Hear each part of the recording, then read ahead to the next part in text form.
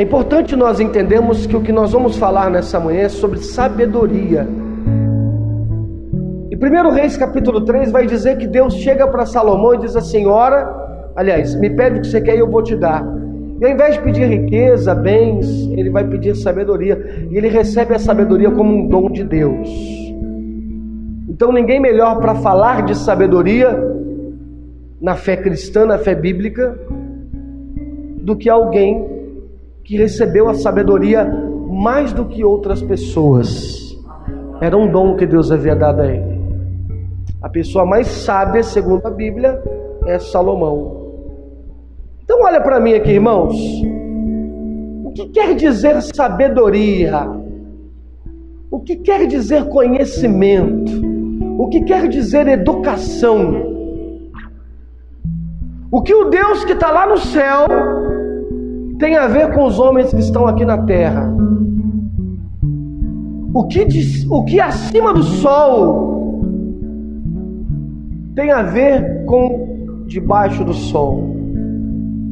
Qual é a relação específica entre Deus e a cultura, entre Deus e o pensamento científico, entre Deus e o pensamento secular?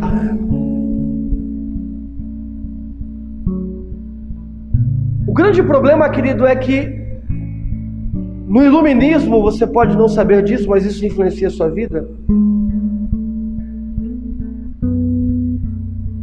A sociedade cansada da união promíscua entre Estado e Igreja,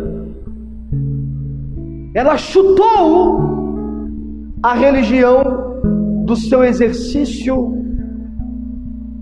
intelectual. Então Deus não faz mais parte disso. Só que o problema é que a sociedade está sofrendo demais. Porque embora você houvesse uma união que não era boa, aliás, que ela era mal feita, que era a união de Estado e Igreja, quando você faz essa separação, você tira Deus de todo o pensamento intelectual. Então agora Deus não faz mais parte. Não, ciência não tem nada a ver com Deus. Ciência não tem nada a ver com educação. Ciência não tem nada a ver com... Aliás, igreja não tem nada a ver com escola. O mundo fala isso o tempo todo. Sabe qual é o problema? Que nós aqui dentro da igreja acreditamos nisso. A gente acredita. Não é verdade, não tem nada a ver. Como não tem nada a ver, querido? Pelo contrário, na cosmovisão cristã eu entendo que tudo tem a ver.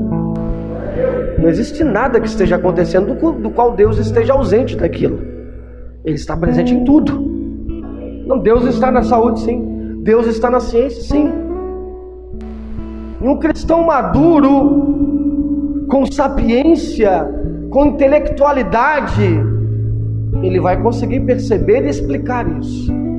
E Salomão, melhor do que ninguém, fez isso. Então já está aí, ó. Está pronto, só a gente ler, estudar e pronto, e confiar. Vamos fazer isso? Eclesiastes 1:12 diz assim: eu, Correlete, o sábio, fui rei de Israel. Empreguei todo o meu coração a investigar e fazer o uso do saber para explorar tudo o que é realizado debaixo dos céus. Que fardo pesado Deus colocou sobre os ombros dos seres humanos para eles se atarefarem. Examinei todas as obras que se fazem debaixo do sol e cheguei à conclusão que tudo é ribil. É como uma corrida sem fim atrás do vento. Não se pode endireitar o que é torto. Da mesma maneira, não se pode contar o que está faltando. Amém, queridos? Como diz o ditado popular, pau que nasce torto nunca se direita. Os fãs do El Chan, né, irmãos? Pau que nasce torto nunca se direita. Menina que requebra a mãe e pega, não é isso não. Pau que nasce torto, o quê? Morre torto. Nunca se direita. Vocês gostavam de El Chan, gente? Sabe como é que era, pastor?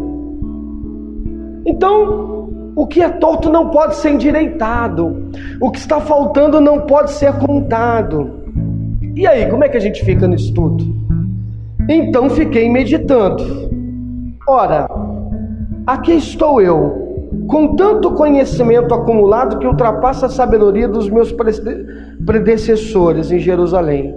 Minha mente alcançou o ponto mais alto do entendimento do saber, e por esse motivo me esforcei ao máximo para compreender a sabedoria, bem como a loucura e a insensatez. Contudo, eu aprendi de fato, é que isso igualmente é correr atrás do vento, também é rebelde.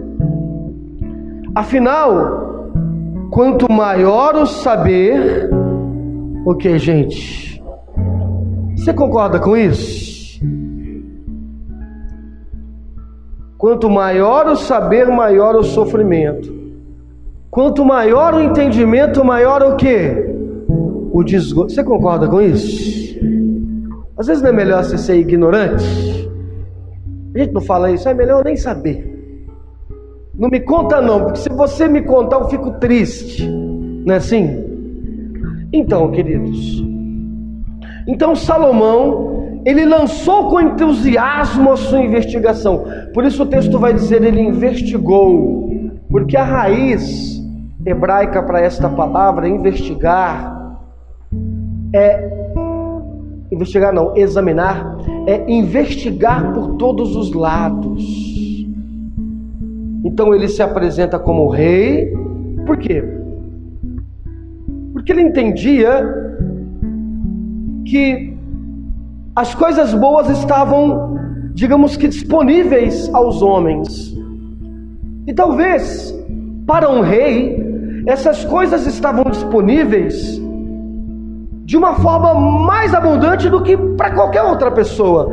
Então ele entendia que ninguém podia ser rico como um rei, ninguém podia comer melhor que o rei. O rei tem tudo. Então ele vai falar como alguém que experimentou de tudo. E aí ele faz a pergunta, lembra da pergunta central? Qual é o proveito do homem no seu trabalho? Agora ele faz essa pergunta, qual é o proveito da sabedoria? Para que educação? Para que estudar? Para que conhecer? Para que saber? Para ele, ser sábio dava a você mais preocupações, era mais doloroso do que para alguém que não tinha. Então até a sabedoria era rebelde, era transitória, era um mutável sopro de névoa. Então isso não seria um chamado, pastor, à ignorância? Não, irmãos, Eclesiastes não é um livro de um caráter ignorante. Olha, não pensa sobre nada, não questione nada, apenas vai e divirta, seja feliz, apenas relaxa e carpe diem, aproveita o dia, não questiona não. Isso seria um tanto conteudonista, né? Curtir, aproveitar sem questionar. A ignorância tem o seu preço também. Embora ter sabedoria traga o peso à infelicidade, saber que isso não muda nada, mas a ignorância também tem o seu peso, o seu preço. E Eclesiastes definitivamente não é um tratado que nos direciona à ignorância, pelo contrário. Mas esse versículo 15, ele expõe o caráter geral das questões humanas. Porque está dizendo, olha, o que está torto não pode ser endireitado, o que está faltando não pode ser contado. Sabe, irmãos, isso é uma imposição divina, isso é permitido por Deus.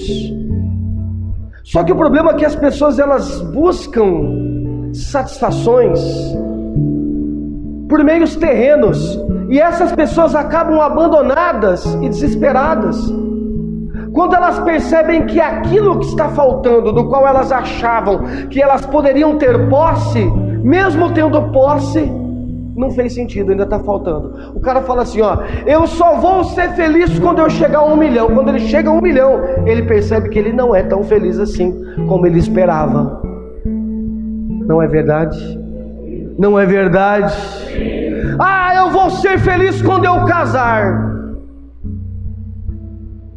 Casamento é garantia de felicidade, gente? Você conhece pessoas que casaram e foi justamente o oposto disso? Ah, Deus me livre, meu casamento é um inferno. Então repare que ele está dizendo que não adianta você se esforçar. O que é torto vai ficar torto. O que está faltando vai ficar faltando. Só que o problema é que nós achamos que tem um exercício intelectual, um esforço educacional, uma experiência social, que ela é possível consertar aquilo que é imperfeito. Aí você vai lá, hoje em dia a gente vive um mundo progressista, todo mundo levantando bandeira. Não! Vamos erradicar com o racismo. Olhem para mim. Vocês acham que o racismo vai acabar um dia?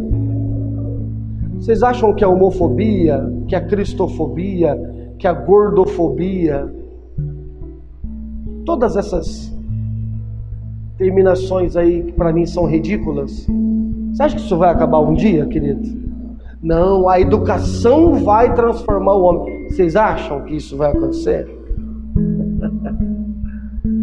Aliás, semana passada eu falava aqui que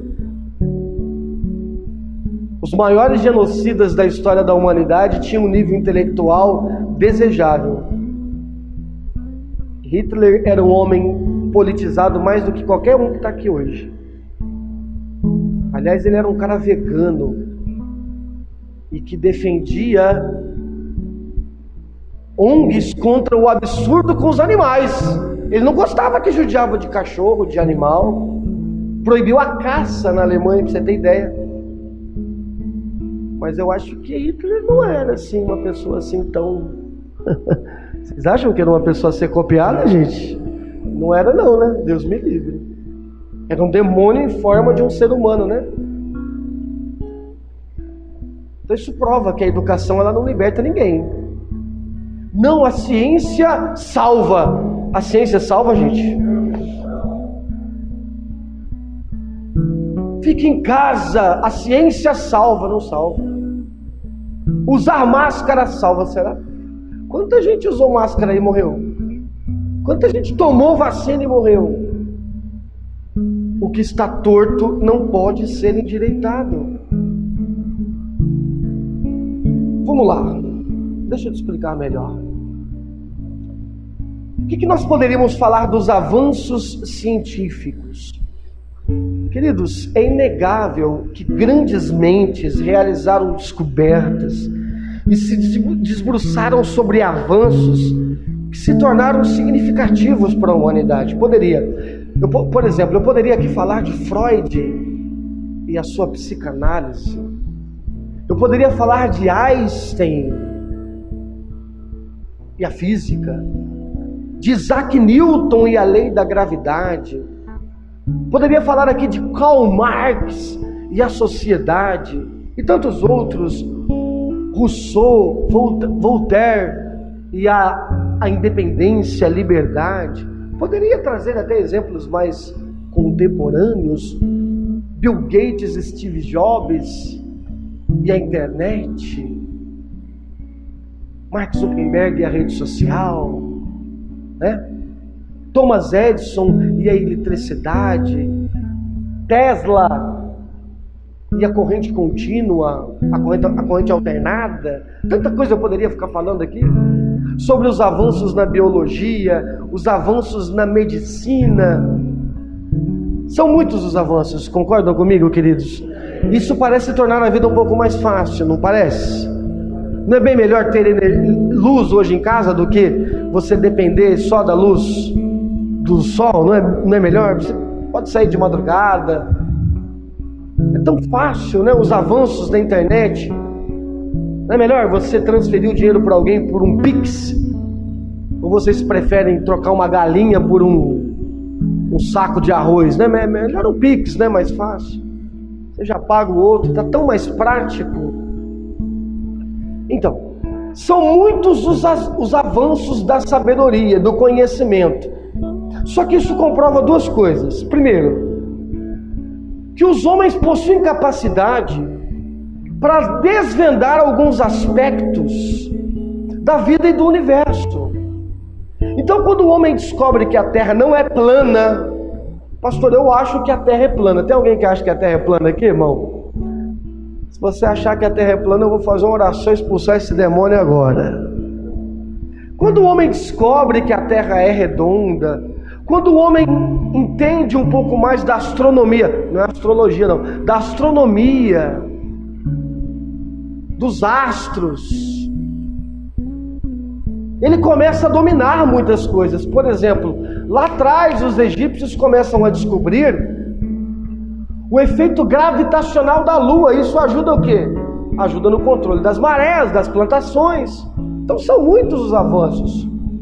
Júlio César, por exemplo, quando entende o ciclo anual, ele adapta ali o calendário e aquilo ajuda tremendamente. Então esses avanços são mentes brilhantes, homens estudiosos, que desvendaram algumas coisas a respeito da vida e do universo. E como eu disse, isso traz muitas facilidades nas relações do homem que está em sociedade. Aliás, querido, é o próprio Deus quem colocou no coração do homem esse desejo por aprender, por investigar, por buscar o conhecimento. Isso é natural de uma criança. Não tem uma época que a criança começa a perguntar por quê? Né? Por quê? Ô pai, por que isso? Por que aquilo? Não é isso? Quando o teu filho pela primeira vez perguntou, pai, como é que eu... Ô mãe, como é que eu vim ao mundo? O que você respondeu?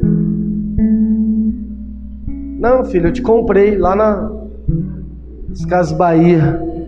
Estava em promoção, eu vi você lá. Não, você deu uma explicação, não deu? A cegonha, como é que é? Te trouxe.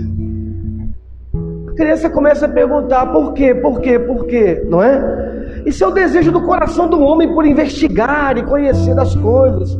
Nós somos curiosos. Nós queremos saber o porquê das coisas.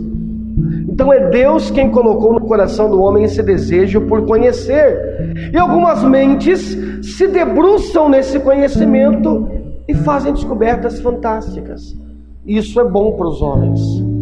Mas por outro lado, todos esses avanços, estudos, aprendizados, eles não solucionam os problemas dos homens.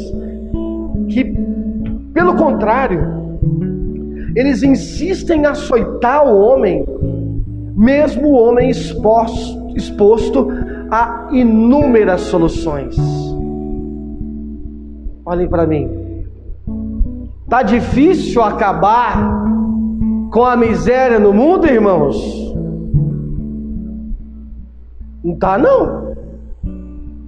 Mas não tá de jeito nenhum. Aliás, o número de milionários que nós temos na cidade de São Paulo, ele seria suficiente para acabar na cidade só, tá? Seria suficiente para acabar com a fome no mundo. Nunca se teve tanta abundância de alimento como tem hoje. Ah não, em Cuba isso aconteceu. É porque você não mora em Cuba, filho. Se você morasse em Cuba e comesse só batata doce a vida inteira, você ia ver que é horrível. Ou não é? Um charuto lá que o filho do ditador usa equivale a fortuna de milhões de pessoas no país. Não teve experiência social nenhuma que conseguiu acabar com a desigualdade. Nem capitalismo, nem comunismo, nada parece resolver. A gente ficou 2 anos aí falando, ciência salva, ciência salva, ciência salva. Engraçado que a mídia esconde, né, as informações. Aí eu estava pesquisando do número de pessoas que tomaram a vacina nos Estados Unidos e no Reino Unido e continuam morrendo de coronavírus. Ué, Ah não, porque na verdade a vacina não é para você não morrer, é para você pegar a doença mais leve. Então, mas tem gente que está morrendo. A questão é, o avanço científico não é significado que o problema está resolvido. Não vamos estudar, vamos nos debruçar ao conhecimento e vai resolver. Não é garantia. E aí quando a gente pensa nisso, a gente fala, opa, o que a Bíblia tem a dizer a esse respeito? Amém, queridos? Para Salomão, o problema humano, queridos, ele requer uma solução maior do que a soma de todas as partes. Não é porque o homem é esforçado, intelectual, sábio, que a gente vai resolver os problemas da humanidade. Para Salomão, isso requer a intervenção de Deus. E a educação, a sabedoria, o conhecimento, quando ele é considerado a parte da sabedoria que provém do temor de Deus, ela só aumenta a tristeza, ela só aumenta a pressão, ao invés de trazer alívio. E esse é o problema.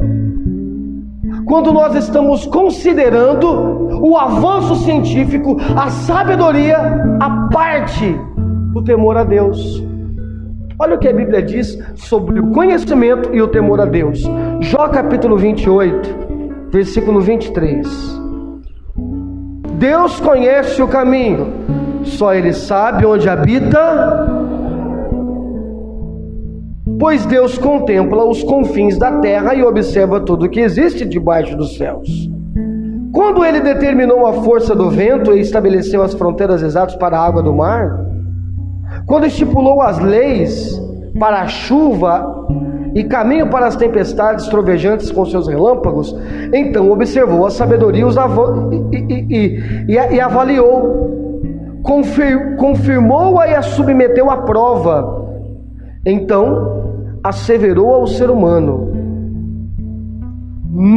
eu não sei como é que está na sua Bíblia aí, mas na minha diz assim, no amor respeitoso ao Senhor. Tem alguma tradução que está assim, gente? Então, está no temor. Mas lembra que temor não é medo? Temor é amor reverente? Então, na minha tradução diz, no amor respeitoso ao Senhor está o quê? A sabedoria. Evitar o mal é ter entendimento. Pronto.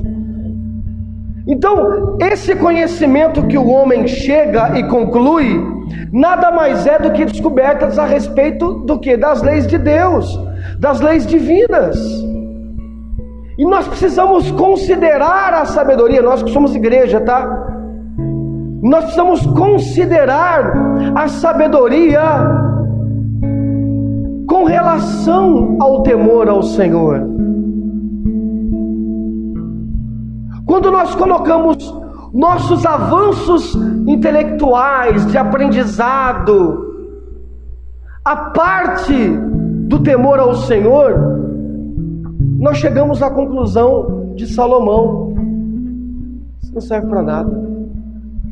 Isso é como correr atrás do vento. Só que o problema é que o mundo está fazendo isso muito. E nós, a igreja do Senhor, parece que a gente está numa praia e a gente é levado pela onda, e isso acontece com a gente nem percebe. Quantas vezes o mundo falou algo e você repetiu aquilo sem analisar, sem questionar? O mundo que está perdido, o mundo que não tem controle de nada. Então, queridos, analisando o contexto bíblico, a gente sabe que Satanás ofereceu para a mulher algo que era muito tentador, que era o quê? O conhecimento, o entendimento. E é essa sabedoria humana orgulhosa, grava isso, que acha que está destronando Deus e está deificando o homem, pretendendo criar leis, regras, para tornar o homem mais feliz por meio delas. Não, que Deus, a igreja não sabe de nada, quem sabe é o homem, coitado do homem. A gente tirou o conhecimento das escolas que falavam do criacionismo. Por quê? Porque isso é invenção da igreja. Deus inventou o mundo, Deus criou o mundo. E aí deificou, o nosso novo Deus é quem? Charles Darwin. Ninguém questiona. O cara falou, não, houve uma evolução há 300 milhões de anos atrás. Irmãos, a gente não consegue ter recordação nem do que aconteceu ano passado, mas a gente tem a capacidade de presumir o que aconteceu há 300 milhões de anos atrás. E ninguém questiona. Por quê? Porque tem um novo Deus, e o nome dele é o quê? Charles Darwin. E a gente aprende isso na escola, e a gente acredita. Como igreja, a gente tem que começar a pensar sobre isso. Será que não estamos fazendo do homem um novo Deus? É triste, é lamentável. Eu conheço pessoas assim. Tem gente que para ela é mais importante o que pensa Karl Marx do que pensa Jesus Cristo. Para ela pouco importa o que fala a palavra, o que importa é o que estão falando agora, o momento. Pensar dói. É difícil, mas pense. Questione. Analise. Mas faça isso relacionando esse exercício a agradar ao Senhor, a temer o Senhor. Amém, queridos? Irmãos, eu não estou falando mal dos cientistas, pelo contrário. Todo cientista, todo intelectual, todo professor, ele está fazendo exatamente o que Deus criou o homem para fazer. O problema é que ele faz isso com rebelião. O problema é que ele faz isso à parte do temor a Deus. E esse é o nosso problema. Quando nós começamos a planejar a vida, a pensar na vida, a organizar a vida em rebelião a Deus. Eu fico analisando, irmãos, tem jovenzinho na igreja que começa a fazer faculdade. Um curso que ele começa a fazer, ele já não vem mais na igreja. Já não tem tempo mais para ler a Bíblia, não tem tempo mais para ler um livro. Aquele é o novo mundinho dele. Nossa, parece que ele descobriu, irmãos. Como é que é o nome daquela vacina lá? A psilina, como é que é o nome? Esqueci o nome. Uma vacina que salvou um monte de gente aí. Parece que ele descobriu a nova fórmula da vida. Querido, não coloque nenhum conhecimento, nenhuma sabedoria à parte do temor ao Senhor. E como cristãos,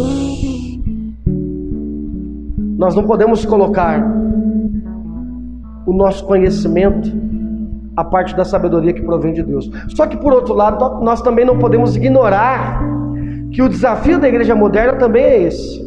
Qual é? O desafio da igreja moderna é resgatar o poder de fala entre os, entre aspas aqui, os sábios. Porque parece que ir na igreja é ficar ouvindo alguém que está enganando todo mundo. Não, eu vou lá na igreja lá, você vai lá na igreja, o pastor é ladrão. Então, pode ser que tenha, aqui não, querido. Eu trabalhei até 6 horas da manhã para pagar minhas contas e estou aqui agora, servindo vocês. Pode ser que tenha igreja realmente que tem ladrão, essa não é. Essa é uma igreja do qual todos os seus pastores são dizimistas e ofertantes. Eu não vou falar pela igreja dos, vou falar pela minha. Então a gente precisa parar de tratar esse negócio, embora existe muito Valdomiro da vida, mas a gente precisa parar com esse negócio de tratar a igreja como um lugar de gente ignorante, de gente que não lê, de gente que não sabe sobre a vida. Não! Nós vamos resgatar o poder de fala. Cadê os intelectuais? Cadê o Paulo de Tarso? Paulo de Tarso falava no meio de epicureu, de sofista. Cadê os Paulos de Tarsos do dia de hoje? Cadê os Agostinhos de Hipona? Oh. Cadê o São Tomás de Aquino? Galileu Galilei, cadê? João Calvino, ou contemporâneo, né? Timothy Keller e tantos outros, John Piper. Cadê os homens e mulheres que quando falam com tanta propriedade que as pessoas param para ouvir? Então a igreja deve se interessar por ciência, sim, não como resposta em si, mas sempre relacionada à vontade divina. Então nós temos que alinhar a nossa educação, a nossa sabedoria com o temor ao Senhor. Jovem, estuda psicologia. É bom, mas não é a resposta para a vida a parte da providência divina. Jovem, estude astronomia, medicina, letras, não importa qual seja a área de estudo, mas lembre-se, se esse estudo for praticado com rebelião, não vai te levar a lugar nenhum. Mas estudar os avanços científicos com temor ao Senhor é perceber que homens se questionaram, tinham dúvidas, dos quais só Deus pode responder. E aí você vai ser muito à frente de quem está estudando junto com você. Porque enquanto alguém lá está se debatendo,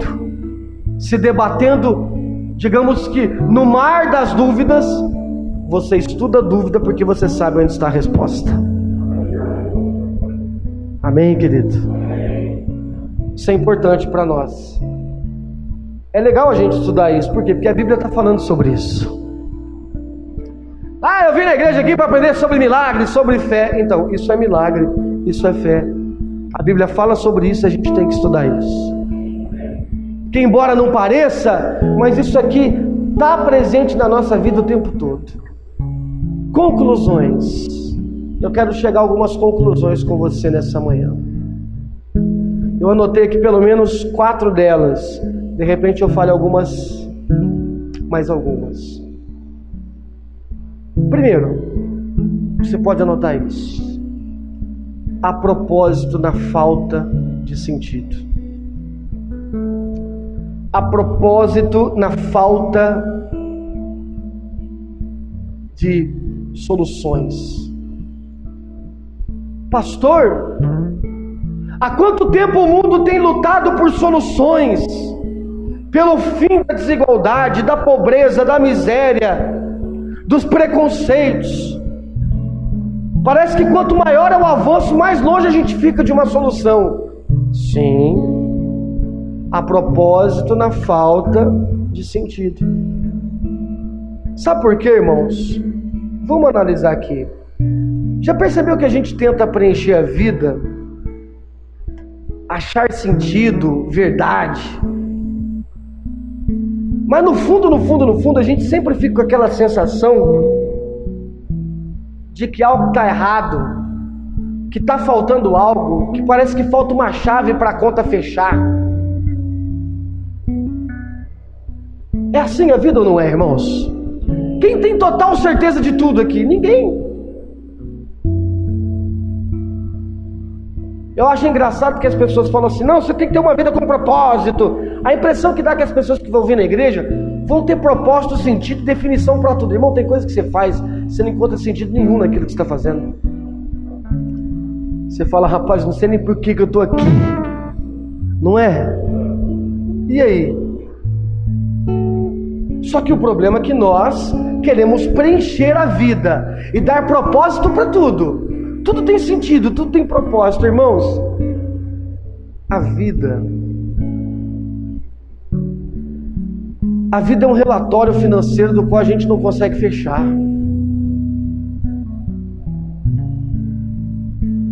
A vida, ela não é um negócio simples de ser definido assim numa frase. Acho engraçado os coaches, né? Os coaches vão lá e vendem a felicidade para você assistindo só um filme. Eu assisti um filme e a minha vida mudou.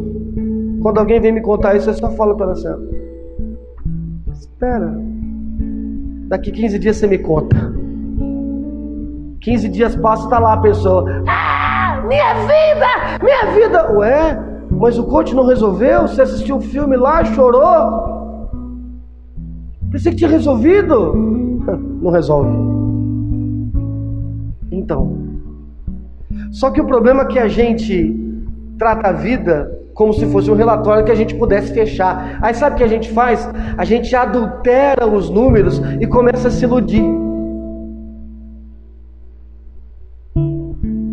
Aí o carinha vai lá e ouve o progressismo dizendo: se liberta, seja quem você quer ser, seja feliz. E ele coloca a cabeça para fora na janela do carro e grita: eu sou livre, I am free. Eu sou feliz. Entendi. Está adulterando o número, né, irmão? Para poder mostrar que é feliz. A conta não fecha.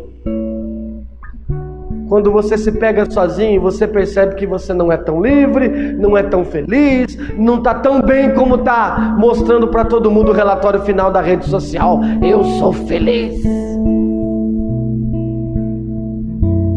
É propósito divino as coisas não fazerem sentido. Meu Deus do céu! Por que a gente nunca aprendeu isso na igreja? Talvez seja por preguiça da maioria dos nossos pastores. Minha sobrinha colocou assim na rede social, ontem, uma menina falando: você não tem que colocar expectativa nas pessoas, coloca expectativa só em Jesus, porque Jesus não vai te frustrar. Não coloca expectativa nas pessoas. E ela compartilhou, bonito, né? Bonito, mas não é verdade. Não. Onde é que fala na Bíblia que não é para você colocar expectativa nas pessoas? O maldito é um homem que confia no homem. Você está pegando um exemplo isolado. Só que do contrário, a Bíblia vai falar o Novo Testamento inteiro sobre companheirismo, sobre unidade, um monte de coisa que você tem que confiar no outro. Você não deposita expectativa? Se seu filho fala assim: pai, quero ser jogador de futebol, pai, vou fazer uma prova, você não põe expectativa nisso? Você vai casar daqui 6 meses, você não põe expectativa nisso? Então a gente começa a repetir um monte de coisa que não faz sentido, porque a gente quer adulterar alguma coisa na nossa vida para que tudo que a gente faça tenha tudo muito sentido. Irmão, faz parte de se frustrar, faz parte de você falar assim: rapaz, vou confiar em você, hein, Edivan? Putz, o cara me traiu. Faz parte. E a Bíblia não está nos cerceando desta inutilidade, desta vaidade. Tudo é rebio. Faz parte, irmão, você estudar. Cara, você trabalha de segurança. Você trabalha de segurança. E aí alguém chegou para você e falou assim: rapaz, você tem que investir, sabe no quê? Criptomoeda. Você nem sabe que desgraça é isso, irmão. Você fala cripto o quê? Moeda. Putz, agora que eu fico rico. O cara falou para mim criptomoeda, eu fiquei imaginando um monte de moeda, tipo tio Patinhas assim. Falei, bom, moeda eu já sei, agora só preciso saber o que é cripto. Cripto o quê? Moeda. Você pronto. Aí você vai lá e gasta 5 mil reais fazendo faculdade, investindo em criptomoeda. Você não conseguiu pagar uma conta de luz. Teve um cara que falou pra mim: rapaz, eu trabalhava numa empresa e todo mundo falou assim: você tem que fazer logística. Ele falou: o quê? Logística. Ele falou: estudei 3 anos logística, tô trabalhando de Uber. De certa forma é uma logística, né? Leva de lá pra cá, de cá pra lá, aquela loucura. Qual é o nome disso? Rebio, irmão. Faz parte. Faz parte você estudar e não ganhar dinheiro. Faz parte você se frustrar. Irmãos, tem um propósito. E qual é o propósito? É a conclusão 2. Esse é o intento de Deus. Esse é o propósito de Deus. Que os pecadores não sejam capazes de endireitar aquilo que está torto. O homem não vai solucionar os problemas do homem. Não vem aqui nessa igreja achando que você encontrou uma portinha, uma casinha, um salãozinho que vende a poção mágica da felicidade. Nós não vamos endireitar aquilo que está torto. Olhe para mim e preste atenção sobre isso. Tem coisa que está errada na tua vida, não está? Então, tem coisa que vai continuar errada. Só que aí está o problema, irmãos. A gente ouve os apóstolos modernos de fala mansa e eles nos dão uma realidade que não é essa dura realidade que Salomão está dizendo. Salomão vai dizer assim, que duro fardo Deus deu ao homem. Não, eles vendem uma vida mansa. Eles diziam, você vai vir aqui na igreja, vai fazer uma campanha de 7 semanas, a gente vai orar e esse mal vai sair. Quem já fez campanha de oração aqui e o mal não saiu, irmãos? Aí você explica o quê? É que Deus não ouviu. Ah, que Deus legal, hein? Tem que ficar gritando, Deus! Não é porque você não orou direito. Já te disseram que você já não orou direito? Já disseram para mim, irmão, o problema é teu que você não ora direito.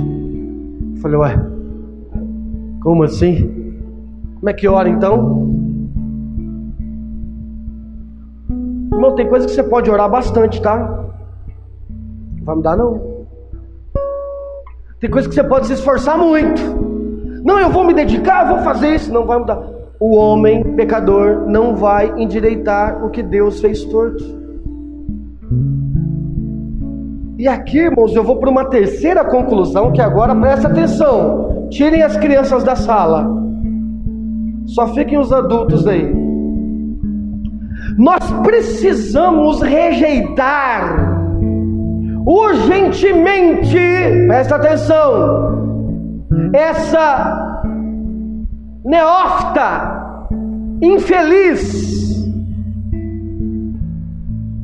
dúbia teologia, vou colocar entre aspas e vou falar porque é grande aqui, ó. Olha o nome da teologia: vamos deixar Deus fora da responsabilidade de toda essa coisa ruim.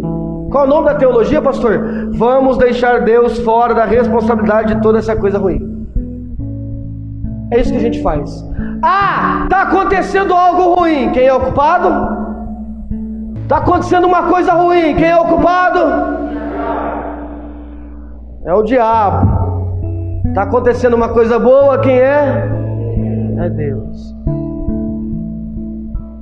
Tem bastante dinheiro, gasta 105. Bolsa do diabo, entendeu? Entendeu? Marido apareceu, homem de Deus, bonito, rico, abençoado, quem é? Marido sem vergonha, foi embora com outra. Ele é o diabo, pastor. É verdade. Tá com o pulmão limpinho, pulmão cheio de catarro, filho obediente, menino de Deus. Esse é o menino de Deus. Filho respondão, filho do diabo. Qual é o nome dessa teologia? Vamos deixar Deus fora da responsabilidade de toda essa coisa ruim. Sabe por quê? Porque a gente pensa assim: se Deus não está no meio das injustiças, então nós não podemos culpar Ele do mal.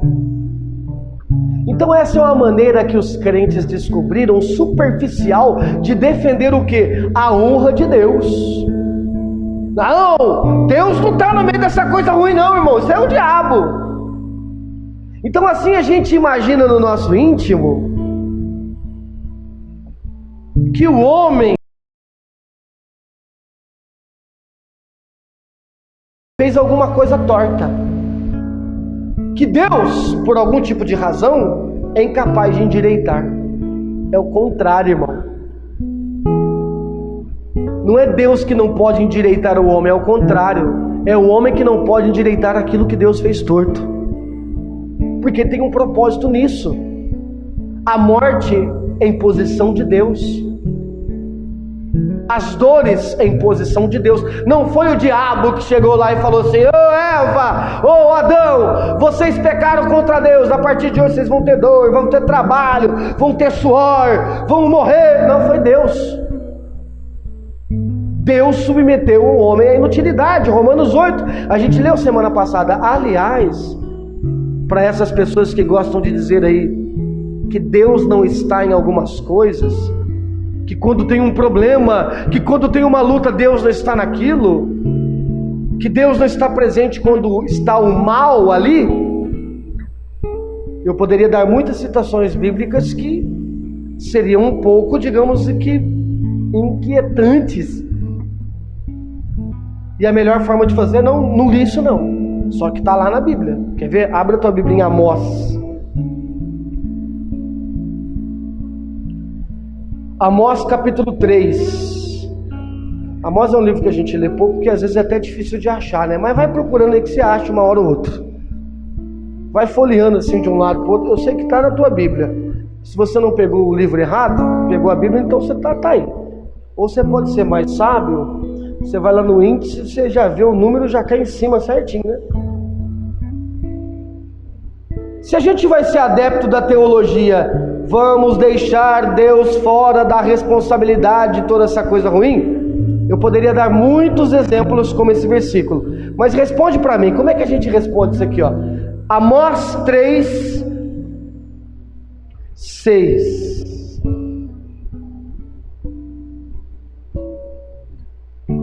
Alguém tocará o chofar, trombeta na cidade, sem que o povo se assuste ou fique preocupado? Deixa eu traduzir aqui para você entender melhor o que é isso. Lembra quando você estava assistindo televisão? Aí de repente vinha uma vinheta assim, ó.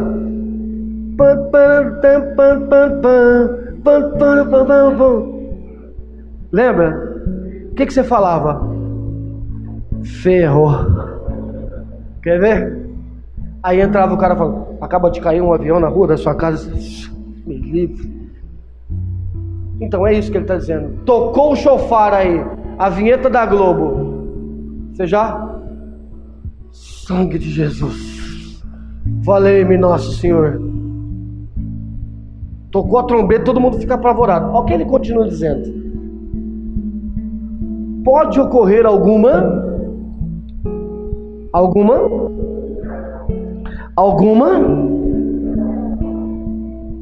Aí não fala essa palavra que é ruim. Irmãos, os crentes já não tem muito palavrão para falar. Os que tem, você quer tirar? Pode falar aí. Pode ocorrer alguma?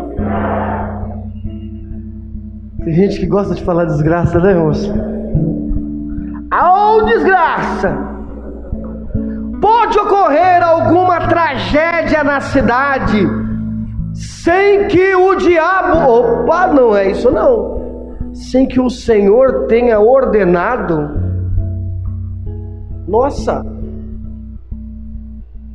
O texto não está dizendo sem que o Senhor tenha permitido. O texto está dizendo sem que o Senhor tenha o quê? Não interpreta não, irmão. Esse é o texto.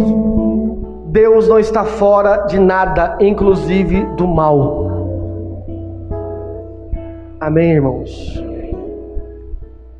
Então, lembre-se, Salomão começa a falar da sabedoria e ele diz: olha, as pessoas estão tentando resolver por meio da educação, da relação social, do progressismo e disso, das bandeiras, da luta. Vão pra rua, 7 de setembro, ele não, ele sim, ele não, hoje nem. E aí? Salomão pega a pipoca dele e começa a comer e fala: gente, vocês não vão endireitar o que está torto. Vocês podem ficar gritando o tempo todo aí. Deus está presente nisso tudo, nessa falta de sentido, e Ele quer que seja assim. Amém, queridos? Ele é a única esperança de solução para nós. Então olha para mim, irmãos, olha que definição bonita nessa manhã. Nós não podemos depositar a nossa confiança nos homens, na ciência, como se eles fossem resolver os problemas por si só. Deus não é um mero coadjuvante do qual o homem vai resolver tudo e no final ele fala assim: ah, Deus, a gente deixa o Senhor participar. Não, o plano é dele, os propósitos são deles. E o que nós podemos fazer é descobrir qual é a nossa participação no propósito dele. Isso o Espírito Santo pode mostrar para nós. Amém, queridos? Então eu posso definir nessa manhã que a educação, que a ciência, que a sabedoria, ela pode entender muitas coisas, mas ela é incapaz de dar uma resposta crucial, definitiva, para as questões da vida. Nós não conseguiremos encontrar respostas debaixo do sol, analisando apenas os elementos debaixo do sol. É preciso ter uma percepção acima do sol. Eu fico até meio assim, irmão, quando o irmão chega para mim e fala: então, pastor, eu estou passando lá no psicólogo. Não tem que passar no psicólogo? Tem, irmão. O problema é quando você começa a passar no psicólogo e começa a achar que ele agora é um Deus na sua vida. Que a tua cosmovisão cristã, que a tua vida com Deus tem que ser colocada de lado, porque não tem nada a ver, né? Então a gente resolve isso de outra forma. Mesma coisa vale para o médico, mesma coisa vale para a faculdade. A gente não vai encontrar resposta, irmãos, debaixo do sol, analisando elementos debaixo do sol. É necessário o temor ao Senhor, olhar para cima, reconhecer Deus como Senhor na sua vida, e aí sim, Ele vai usar todos os elementos debaixo do sol para reorganizar a minha vida. E aí são vários. Ele usa a ciência, Ele usa a natureza, Ele usa os homens, Ele usa muitas coisas. Isso é válido. Está em participação ativa com o propósito que é de Deus. Amém, queridos? Estão compreendendo isso? Pastor, então como é que faz para a gente chegar então nas conclusões acima do sol? A gente não chega. Ele vem até nós. Ele é a ponte, estou falando de Jesus, entre o mundo acima do sol e o mundo abaixo do sol. Ele é o caminho, a verdade e a vida. Ele é o que alinha todas as coisas. Tem coisa que não vai ser endireitada na sua vida, só que Deus vai falar: tem um propósito nisso. E se você permitir Jesus te convencer disso, isso vai fazer sentido para você. É fantástico. Por exemplo, eu citei para vocês aqui, eu não sei se vocês assistiram um filme do Will Smith, Beleza... Como é que é o nome do filme? Beleza Oculta. Eu ia falar, tem um outro também que é Beleza, qual é? O Kelvin Spacey lá, aquele famoso clássico, acho que é Beleza Americana, não é esse não. Embora esse seja uma crítica ao falso moralismo, é bom também. Mas esse é o Beleza Oculta, com Will Smith. Claro que ele é um filme feito por...